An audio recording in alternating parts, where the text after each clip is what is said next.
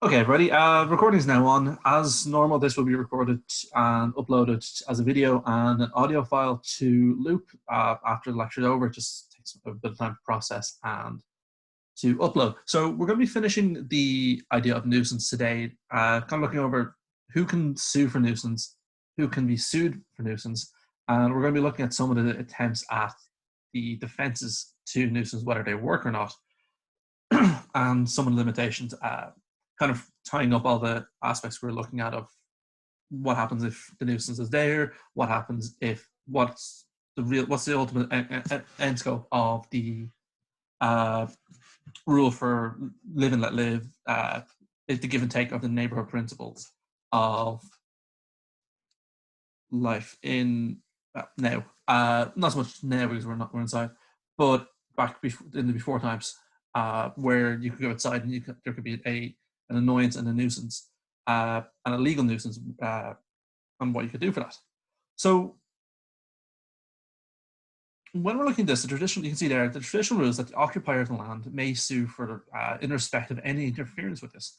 And we're looking at the idea of the occupier as the person who has possession of the land at the moment. This is something you'll be coming back to in your final years, looking at land law a bit more of what is who is the occupier at a given time.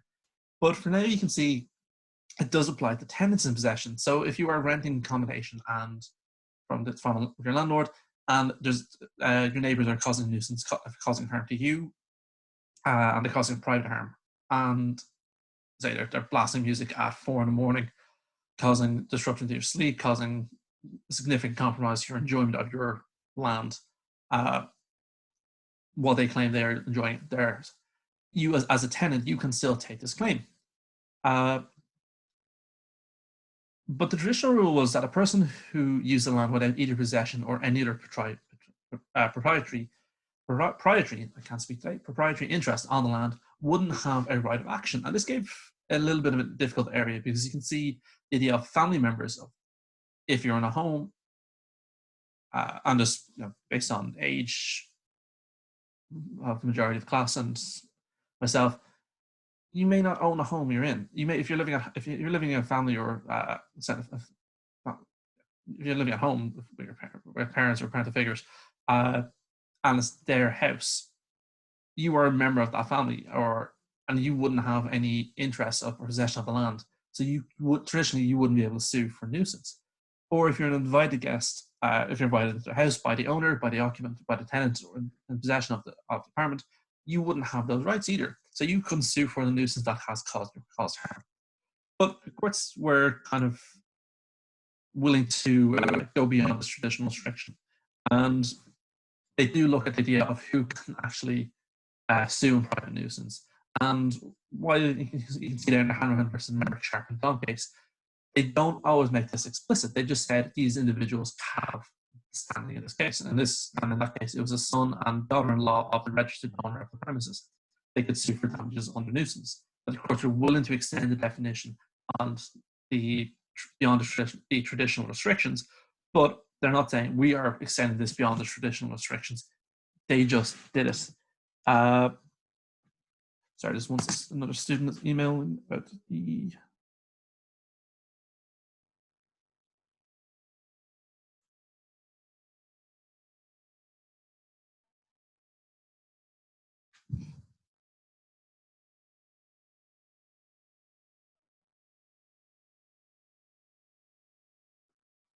Sorry, student just emailed there asking about access to the Loop page. It wasn't working, but it is that definition. It is, of course, expanding who can actually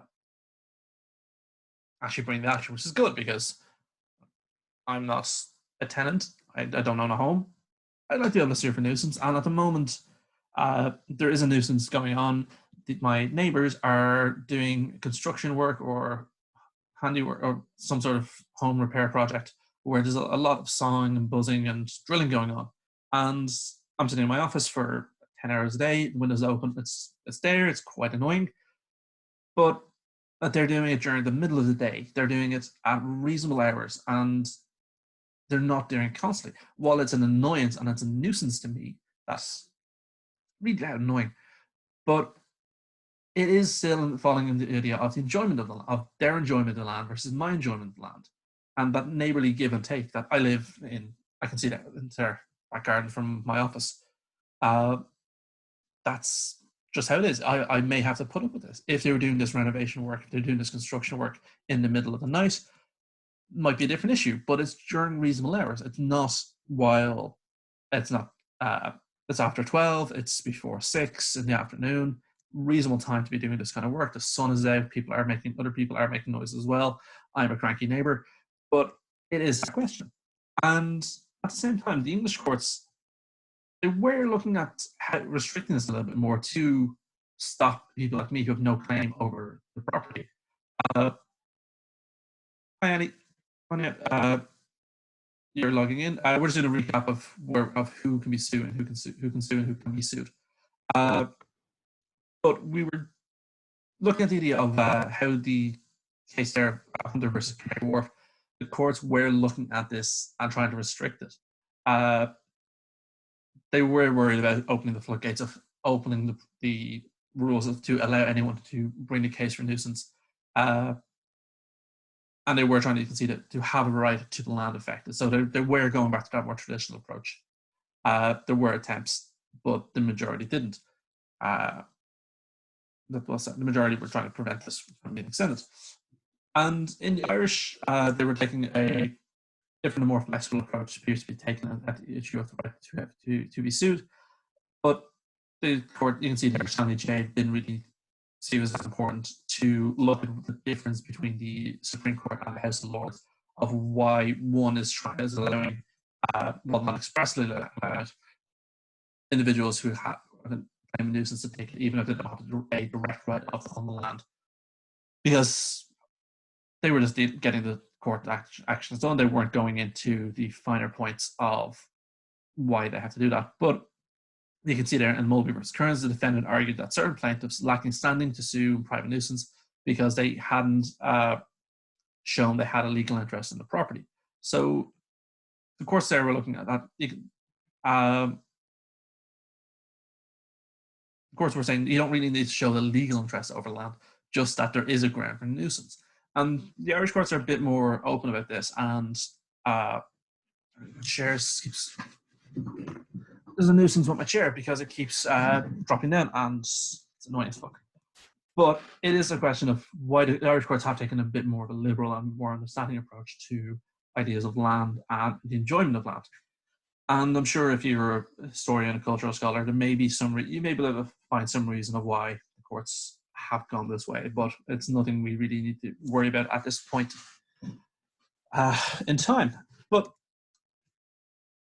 the question in terms of who can be sued is the most obvious one then is the creator of the nuisance, whether or not they're the occupant of the land. These are the people who can be sued. So if you create a nuisance, you can and likely will be sued for it. Often they will have occupation of the land. This is helpful, but it's not absolutely essential. If you're a trespasser, if you're creating a nuisance, if you're there illegally, you can still be held for nuisance in addition to everything else. But the majority of cases, the occupier of the land will be the one who's creating the nuisance. And you can see there that generally, as a rule, the landlord will not be liable for the nuisance of the property they're owner of, but they're not occupied. So if they have tenants, it shifts from the creator of the nuisance shifts from the landlord to the tenants, because the tenants are the ones who are there. The tenants are the ones who are creating the noise or this nuisance. Often it's noise, with noisy neighbors and shitty tenants. But it is that question: the landlord will not be responsible, as a general rule, for the existence of someone else they have no control over. But I say control there because if they have creation, or they allow the continuation of a nuisance, or let the premises with nuisance on it, and the nuisance carries on, then the landlord will be held to be liable. And it's phrased that way because in the case of Bill versus Williams Co., the landlord let the property out to allow dances and other social activities on the premises, causing noise of exceptional clearness and loudness. This is not the town from Footloose, but there were a lot of dance parties being held in a apartment complex, and it was causing exceptional clearness and loudness of the noise. So, a lot of parties going on. And the landlord knew that was a purpose of the club, and the lessors were quite open about this, that we are having a nightclub, we are having a venue here. And while it was reasonable noise for a nightclub in the location it was in wasn't reasonable, that the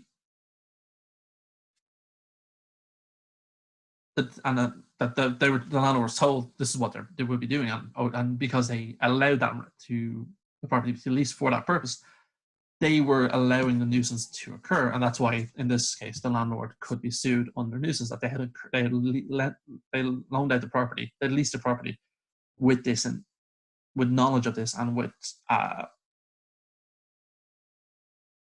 benefiting from it, so they were liable.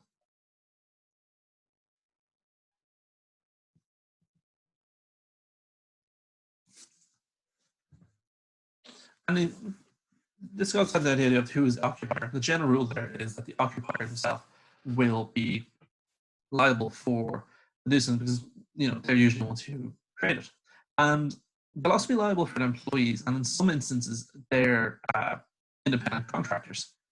But as we saw with independent contractors, there is a question of degrees of control. How independent are they? And is it just that the occupier allowed the independent contractor onto the property, or was it there for a specific purpose, knowing the actions of the independent contractor would create a large degree of nuisance, say noise, dust, vibrations? And if so, then that would be enough to allow the plaintiff, to the person who's been harmed by the nuisance, to bring their action against the occupier of the land rather than just the independent contractor. Or your employees, they're there under your authority, they're there under your control, your discretion, and you will be liable for them. But the one there is the liability will be imposed for if they're aware of the nuisance, or if they failed to remove it, or they should have been aware about it. So it goes to the idea of how well do you know your property? How well do you know your premises? Is it causing a nuisance, or is there one on your is there one in occurrence? And if you know about it and you fail to remove it, that is the same law, near the same law as allowing it to occur, that you are not doing anything to prevent it. But there will be rules, we'll be looking at in a bit later, for the defenses of, do you have to remove it? What happens if you can't remove it? What happens if it's too expensive or you physically can't? Will that still count as a nuisance? And can you be sued for it? And we'll look at that in defense a little bit later on. This is actually where I thought it was the further notes, but it is the idea of the nuisance created by a trespasser or from natural causes. The occupier will be liable if they don't act within reasonable time of knowing or ought to have known. So if they're allowing trespassers, if their disregard for control on securing a property allows trespassers or natural causes to create an occurrence, they will be liable. And if they don't and continually refuse to take steps, they will be liable. So if you know there's a nuisance on your property, so if you know there's a rave being held in the back field and you own it and you know about it, but you don't stop it, you think, well, it's not bothering me, but I know about it and it'll be gone soon, that will still be a nuisance. You can still be sued because you should have taken steps, you should have prevented this, or you know about it and you did nothing. And or fire as an example, and not from somewhat damage from the fire itself, but the nuisance of the smoke and the harm that comes from it. As well, and then if the occupier buys a property or acquires a property with the nuisance on it, so are they stopping the nuisance? Are they taking steps to mitigate or reduce it, or are they allowing it to continue as it is? But at the same time, the courts have kind of accepted that defense where the hazards are being thrust upon him through seeking or no seeking or fault of his own. If you buy a property and there is a nuisance in it and you can't fix it, so if it's physically impossible to fix, if it's financially impossible to fix, if it costs, they will look at this at the individual level, not as a blanket, not as an objective standard, because what can be appropriate financially for one individual to fix may be disproportionate to another. They have to look at what the nuisance is, the cost and the harm. So they do have to take this into consideration. And again, this goes back to the idea of the neighborhood principle, the live and let live, the give and take. Is it okay? Is it feasible to fix? Is it actually possible to fix this? And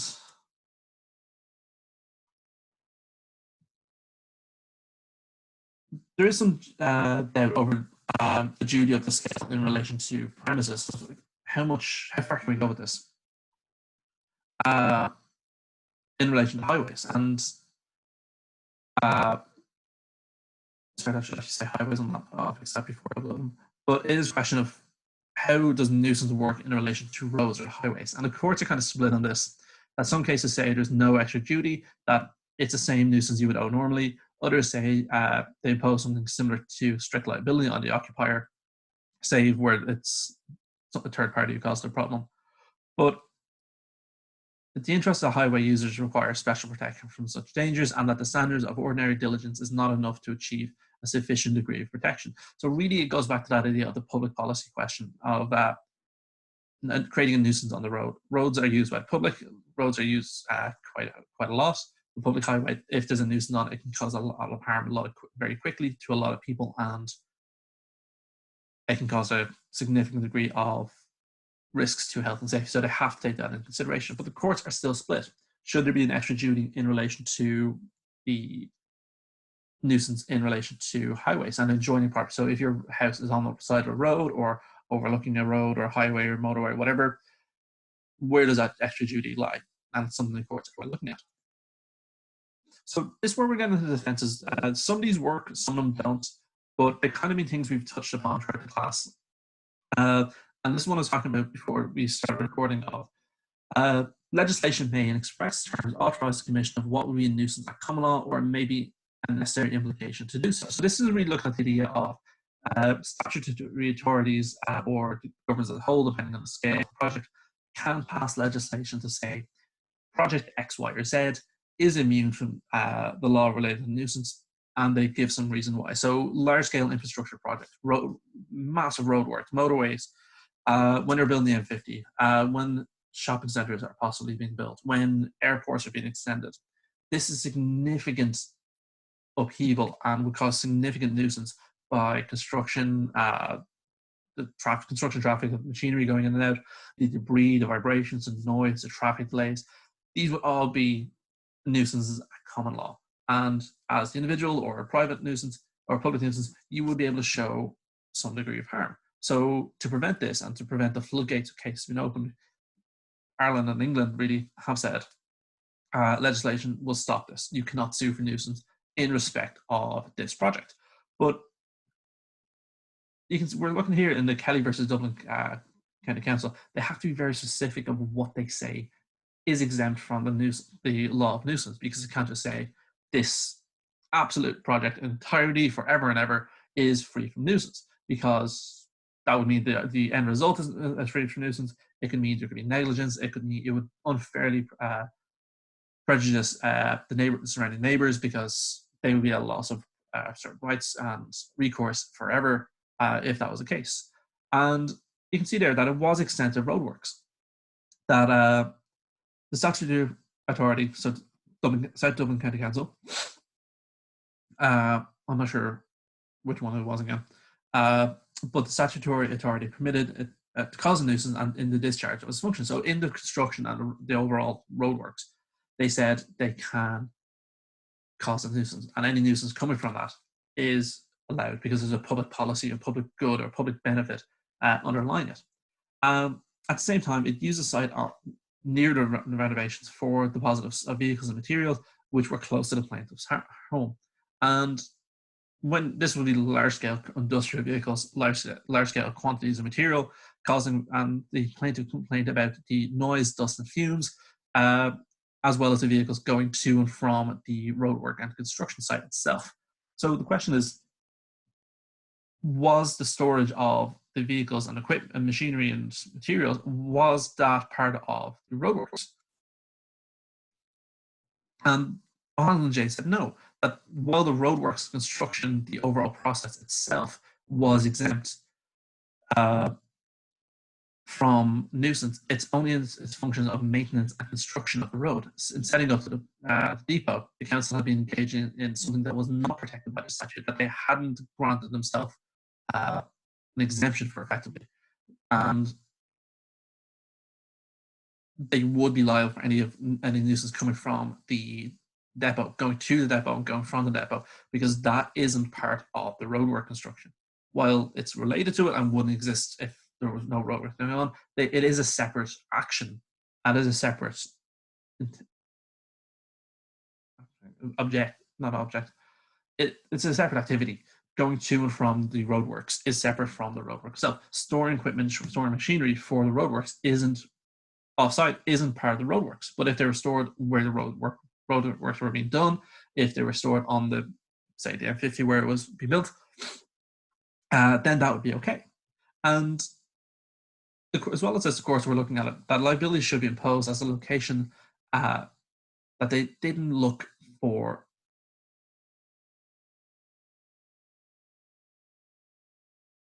an alternative venue.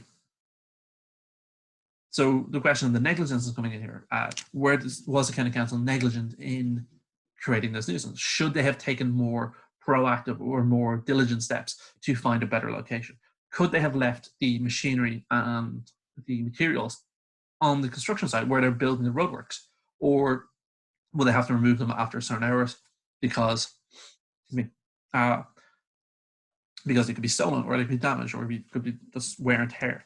And these are questions the county council have to look at now: is do they need to store these industrial machinery, this industrial scale of materials on the site, and do they have to exempt that, or will that give another grant for nuisance?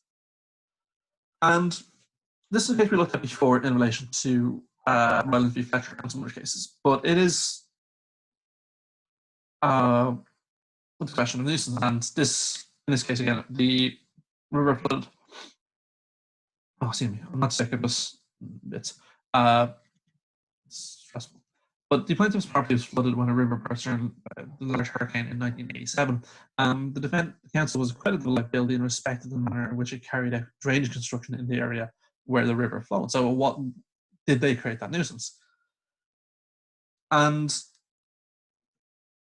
it was a question of while they were creating nuisance, a nuisance or an annoyance or something that could be brought in for an action nuisance.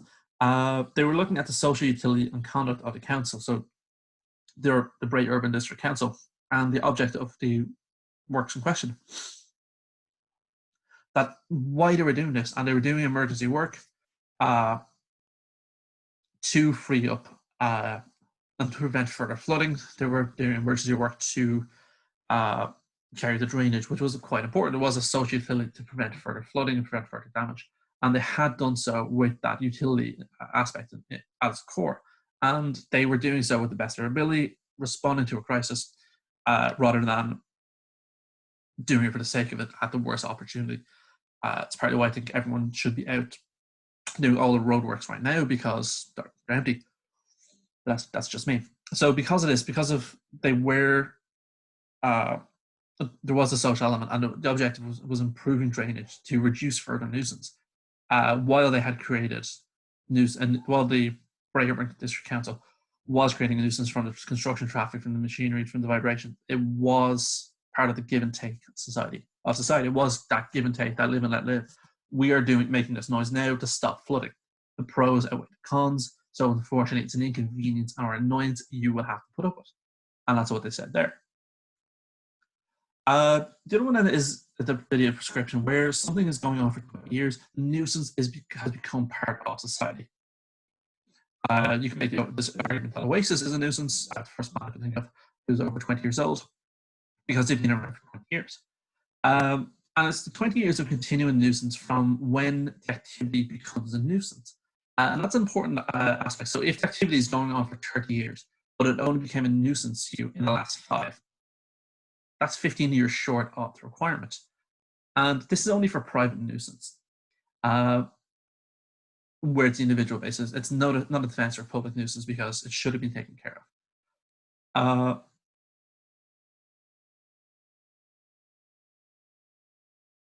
And that's what it is. It is that question of, if you have a nuisance going on for 20 years, or something that would be considered a nuisance, a legal nuisance going on for 20 years, and actively and continually for that 20-year period, it becomes a part of or feature of the land, or an easement uh, of the land. So it's a right built on the land. And this is where you get to the idea of coming to the nuisance, or it's always been there. If it has always been there, if it's always been this way, and this only works for like some tort law as a defense of it's always been the case. It becomes a legal aspect of that property. So they have the legal ability to make that nuisance, but just that one nuisance in that manner. And this period then, as I said, runs from when the nuisance itself was created, while the activity uh, might be going on before that. It's only when it becomes a nuisance is the 20-year clock started. And that's what they're looking at there in the case Sturgis versus Bridgman, where a neighbor had used heavy machinery nearby for years, and the doctor built a consultation room at the end of his garden, which was then being affected by this nuisance. So while this noise had been going on prior to this, it only became a nuisance to the doctor and the consulting room after he had built it. So there wasn't a 20-year period to do so. So he could put in a claim for nuisance, even though, and sue for nuisance, even though the defendant it had been doing this for a number of years prior. It still wasn't 20 years because it hadn't been 20 years of nuisance. And this kind of goes to the idea of where the purpose of a venue could change. What is it still making noise? So that dance hall case, if that dance hall had been going on for 20 years and it had been annoying its neighbor, it had been existed for 20 years with that nuisance cause, and the case was never taken, that would be allowed. But that's not what happened in that case. But it's a 20-year period of nuisance, not the activity itself. 20 years of annoyance of the nuisance being created, and after that, if it's not resolved, it becomes permissible.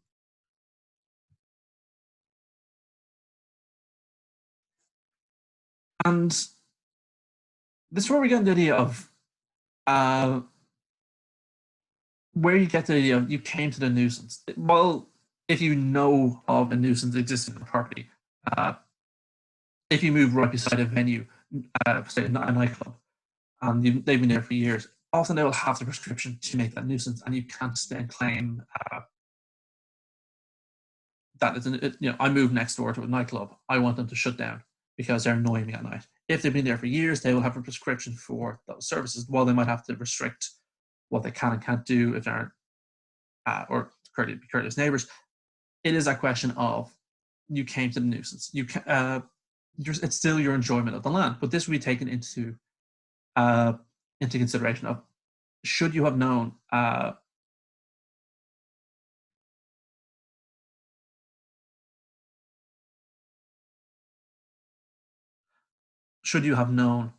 that nuisance is there. While it might be a factor, it can, they're still entitled to use the land. And you can see there in Bliss versus Hall, there was a factory, a tannery factory, which is turning animal hides into leather, that while the individual moved to the location afterwards, they still have the right to wholesome air. But this can be then mitigated by saying you move next to a tannery. There will be a smell. It will never be absolute wholesome air.